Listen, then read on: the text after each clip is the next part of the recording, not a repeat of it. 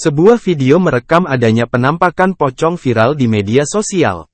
Namun, pocong yang satu ini tidak membuat bulu kuduk merinding, karena terekam pada siang hari.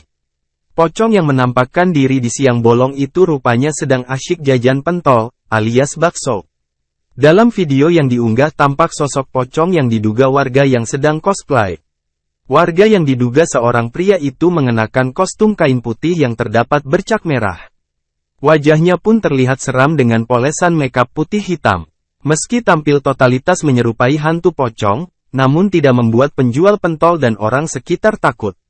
Mereka justru terhibur dengan pemandangan tersebut. Tidak hanya warga di lokasi, warganet yang menyaksikannya melalui video juga memberikan banyak reaksi candaan.